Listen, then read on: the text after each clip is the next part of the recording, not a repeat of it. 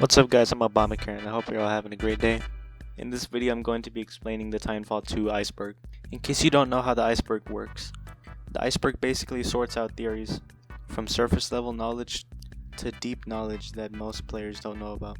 I tried to do as much research as I could on each of these theories. Unfortunately, the deeper the iceberg went, the less information I was able to find. But like I said, I will still try to provide as much context as I can.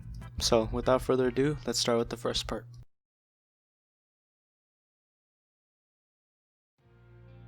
Multiple dimensions. It's pretty clear that there are multiple dimensions to Titanfall 2, one of the most obvious being phase-shifting pilots. The phase shift is a tactical ability that phases players to another dimension for a short period of time before reappearing in the normal world. And that's basically all I know about other dimensions in Titanfall 2.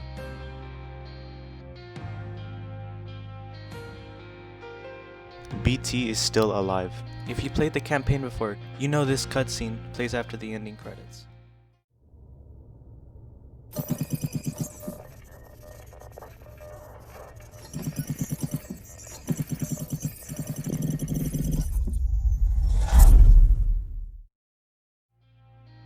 If you translate the blinking lights on the helmet into Morse code and then into binary, and then translate the binary into text, it will reveal the message Jack with the question mark. This basically just shows that BT is connected to his helmet. An example of this is in the level Effect and Cause. When Cooper goes back in time, BT says this. Pilot Cooper, I have transferred some of my AI functions into your helmet in order to permit communication across time shifts. So while BT's chassis have been destroyed, it is possible that his actual data core is trying to get a hold of Jack again. A YouTuber by the name of the Flying Teacup explains this theory a lot better than I do, so I will be putting a link to that video in my description. Stim side effects. The Stim is a pilot tactical ability that temporarily boosts pilot speed as well as regeneration time when activated. You probably noticed that the only way to equip Stim in the multiplayer is by equipping a robot pilot. This is probably because human pilots cannot handle large amounts of Stim. In Titanfall 1, you can hear a conversation between two grunts where one of them says he put Stim in his coffee. You ever try some of that pilot Stim? I heard it boosts your reflexes way beyond normal. Yeah, one time I put 2 drops of Stim in my coffee. Couldn't sleep for a week. According to this grunt, just 2 drops of Stim was enough to keep him awake for an entire week. Now we know for sure that one of the side effects of Stim is insomnia.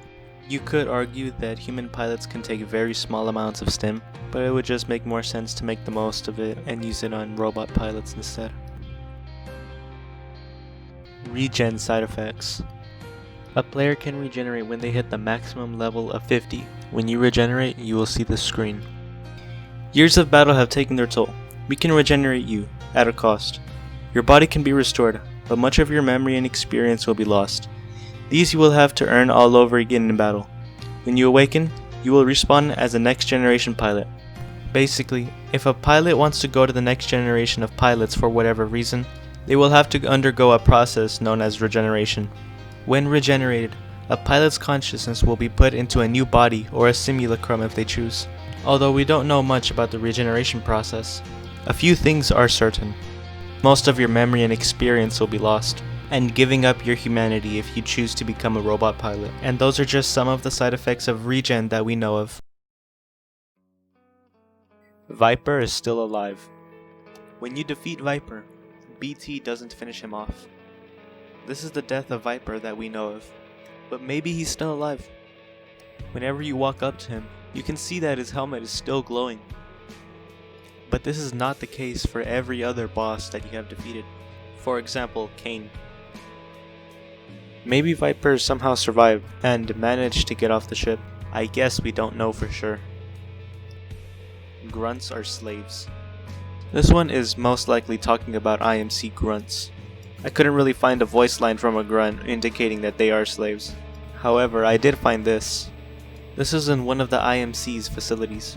This is sort of a model of the planet Typhon, and one of these tabs says slave camps. So now we know that the IMC does have slaves, but maybe it's not exactly grunts.